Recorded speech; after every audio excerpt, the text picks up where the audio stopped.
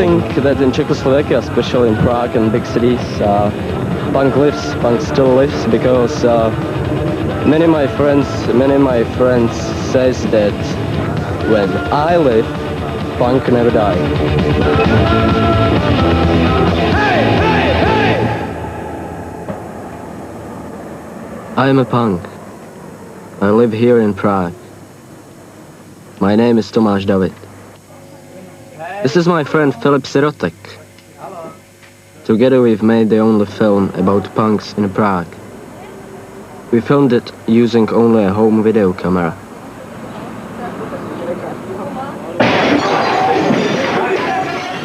This is where punks drink. On this night, 60 skinheads armed with baseball bats attacked us.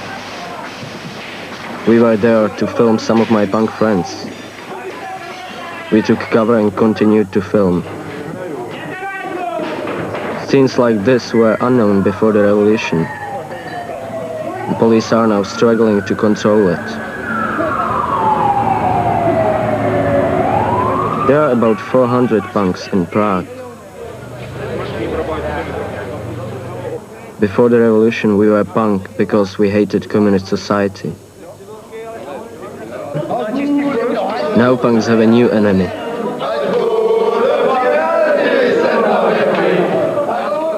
Skinheads and the rise of fascism.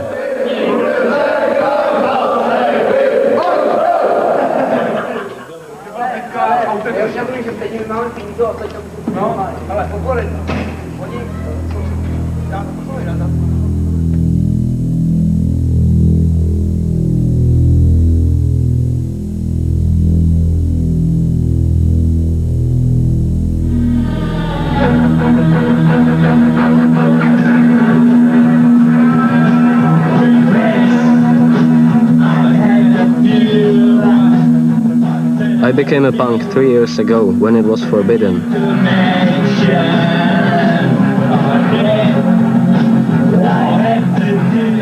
I wanted to rebel. I didn't want to work. And I didn't want to be like my parents.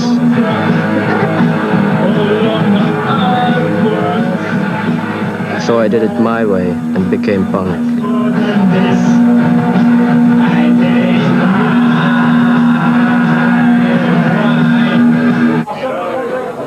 But my mother wanted me to do it her way. So I took this part-time job.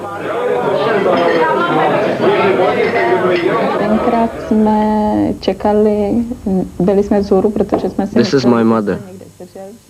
My family is middle class. Father is a lawyer. My mother is telling you how shocking it was when 3 years ago I came home looking punk. And to be punk in Czechoslovakia, you had to be very determined. It wasn't just a fashion. Very difficult here to get punk clothes. It wasn't like in Britain that you can walk into a shop like normal person and you can leave it like punk.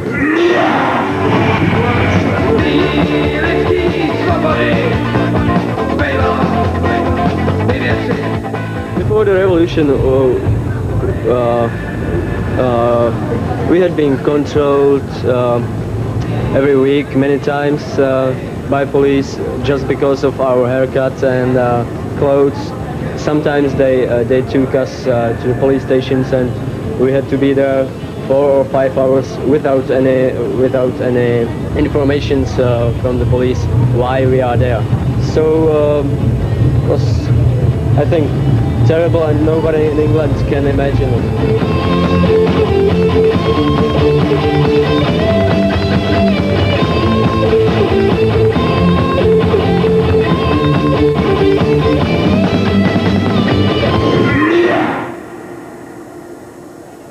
This was Prague on the night of the revolution. In Britain, punk died long ago.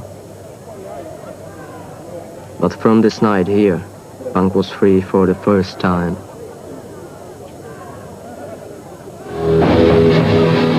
We can have some some dress, we can have such hair, we can. It's some kind of freedom.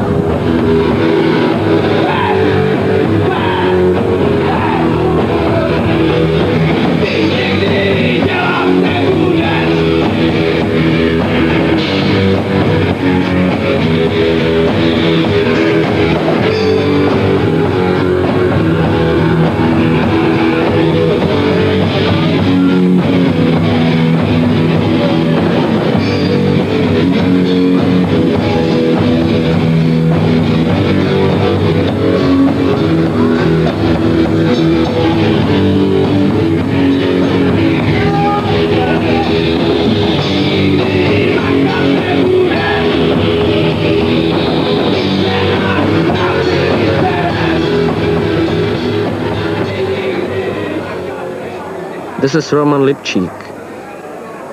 He's a top music journalist in Prague.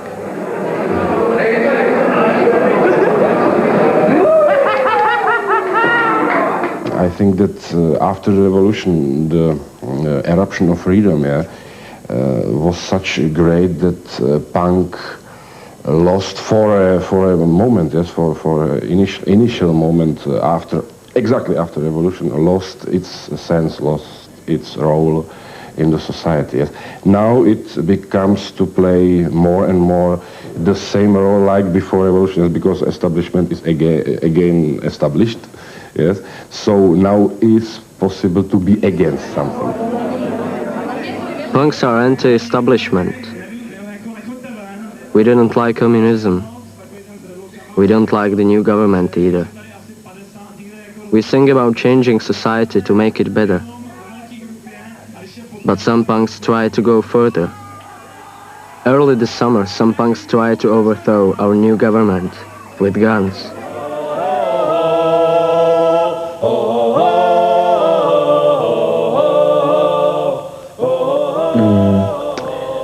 I'm going to tell you this story exclusively. No one outside of Prague has heard about it before. And for obvious reasons, I cannot name any names. This summer a group of punks got together. They decided the government wasn't doing enough about rising unemployment. They wanted better housing for everyone. So they planned a coup and headed south to Yugoslavia to buy guns. The troubles there had just started. In Budapest, the rebels lost most of their gun money on the black market. But they continued to head south, and they got on what they thought was the overnight train to Yugoslavia.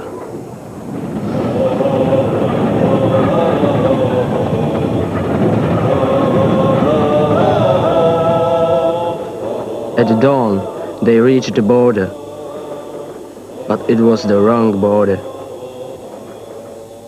When they looked out of the window, they weren't in Yugoslavia. They were over 100 miles further north, in Austria. The only coup in history to be foiled by catching the wrong train.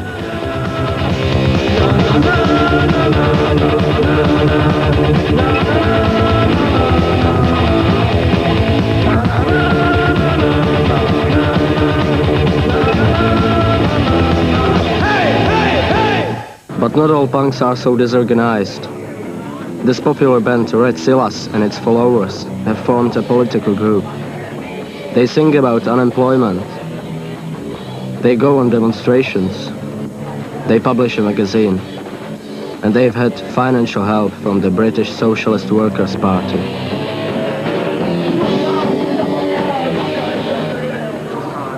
Political meetings like this were banned before the revolution. Now punks meet like this to talk politics. This is Jarda, lead singer with Red Silas.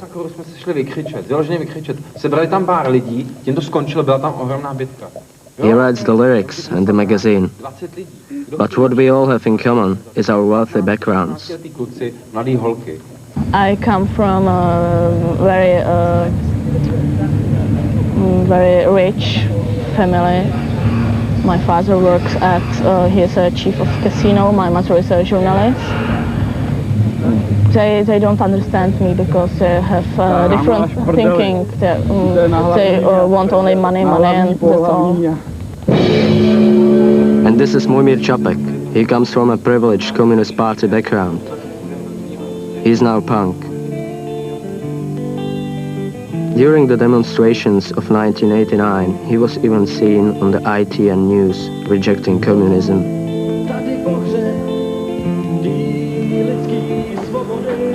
He turned his back on his luxurious lifestyle for this. It's a squat on the outskirts of Prague.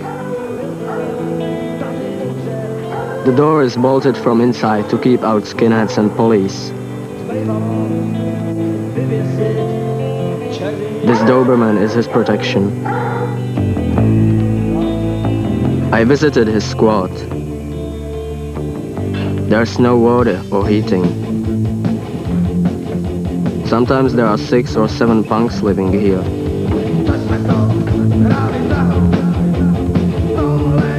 Mojmír has this bedroom to himself.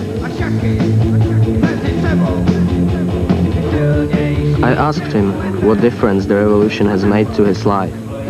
In my life, nothing. I think this revolution has been only change of the places. Change regimes? Change regimes. Before it was been the regime of arms, of the guns, and now it's regime and dictature of the money. I think it isn't big difference.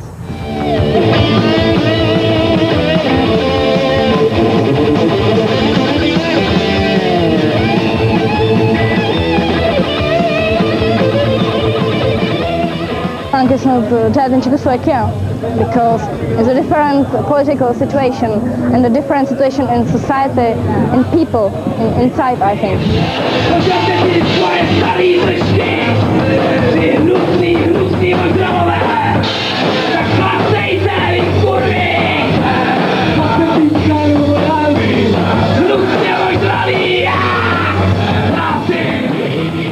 Punk might not be dead, but it's in danger of dying. More and more young people in Prague are rejecting the punk movement. They prefer something more extreme. Skinheads. Now skinheads, I think, are the true political movement.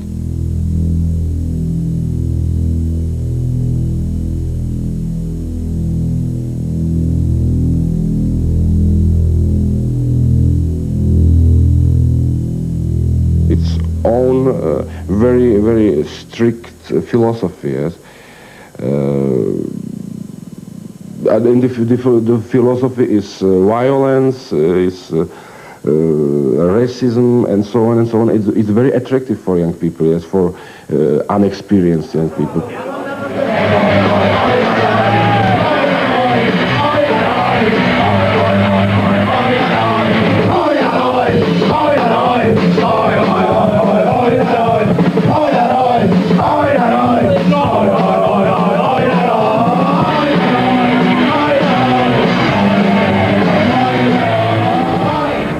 We were punk, mostly. What I know, we were all punk, but it started to be boring for us, to be punk and to be anarchist, and we wanted to make something who has some sense also. And problems with gypsies increased very quickly in the half of 80s. And for us skinheads were racial, what we knew from newspaper and so on. So we decided to be skinheads.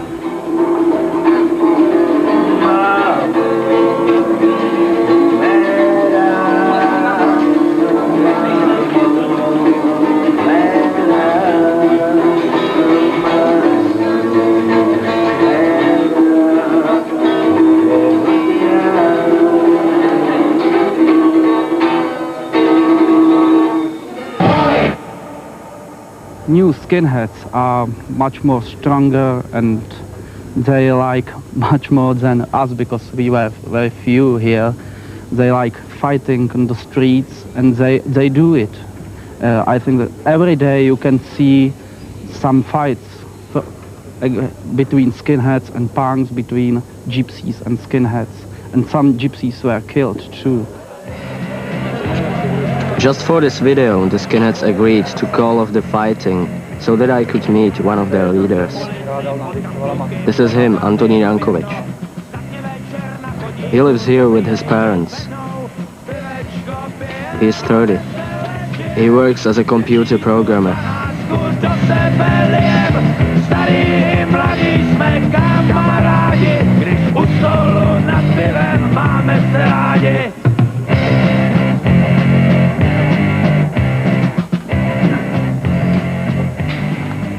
I went to ask Antonín about the growing skinhead movement. Before, I don't know, 86, we were only 20 in Prague. You know, very few. We were 20 in Prague, and when we started to attack gypsies, it wouldn't be a problem for them to kill us or to destroy us. But when they are now 400 or maybe more, I think more. It's a question of how many we were and how many they are now.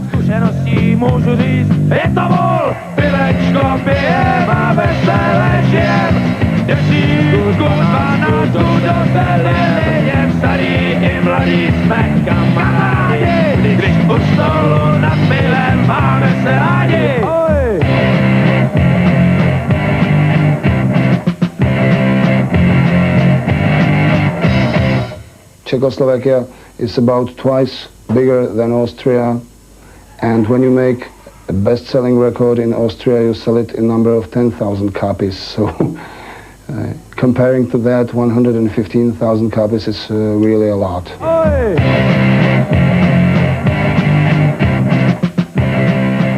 We are not really sure why did this happen, but in Czechoslovakia you have a skinheads band became an idol of young people, and I think it's really interesting.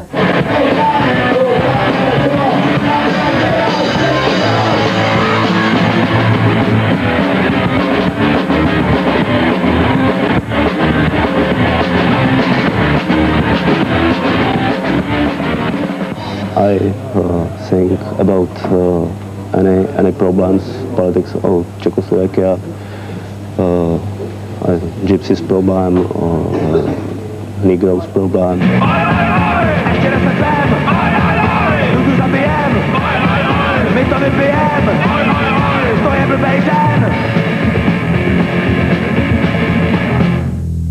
This is the skinhead I couldn't meet. It was too dangerous. He will soon be the new skin leader. Antonín went to see him instead.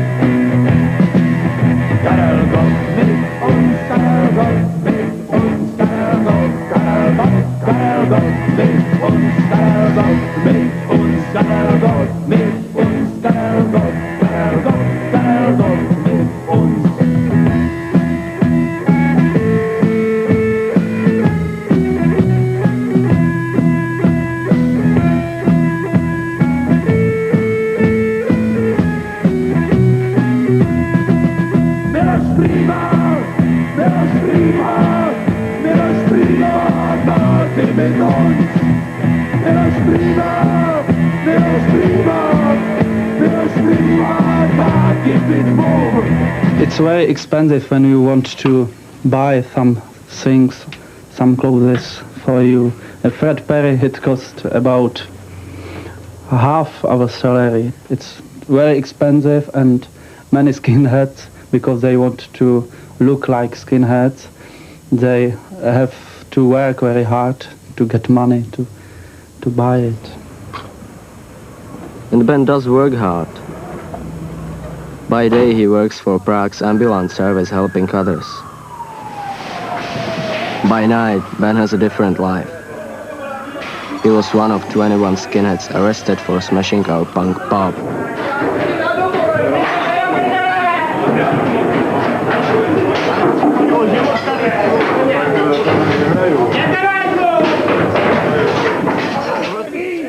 This is me outside after the fight. Many punks were injured. But it was Ben's ambulance colleagues who had to help the wounded punks. Ben, meanwhile, was in custody at our police station. He wasn't sorry. The skin said they were protecting the nation from punks.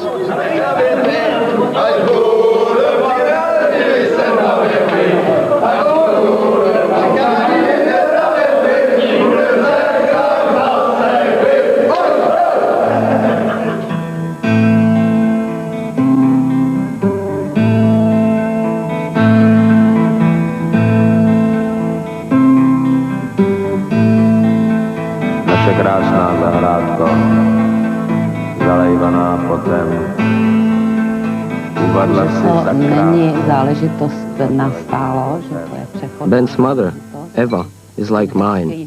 Hnutí není zas pro She worries. nějaký životní hnutí, že to She thinks punks and skinheads have too much freedom and that we can't cope with it. určitě z toho vyroste, z toho. Ben's racist views and right-wing politics disgust his father. Naše krásná zahrádko, zalejvaná krví, kde tušil jak zahrádko, bolševik smrdí. The war between skinheads and punks is much more serious than pop fighting.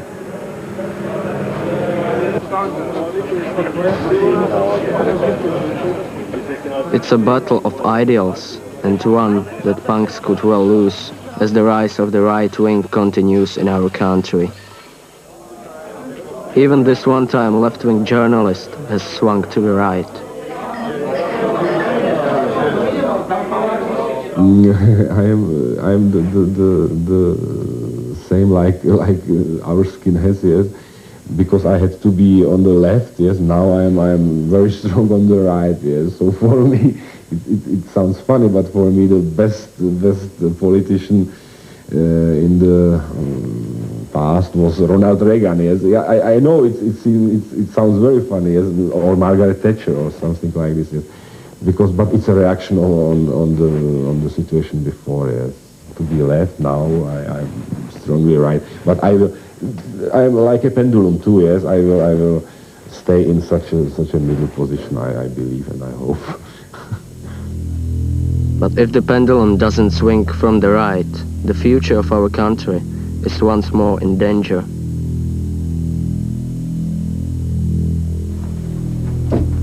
Armed skinheads like Ben pose one threat. He has good view to all Prague gypsies, and he prepares to shoot all gypsies from here. But he's waiting for right moment. But a more serious threat may come from this man. Dr. Miroslav Sladek, the candidate of the ultra-right. Many skinheads voted for him.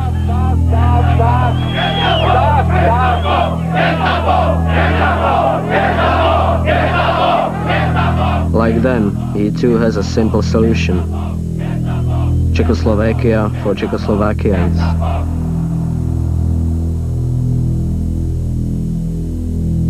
It's a sort of slogan we've heard before.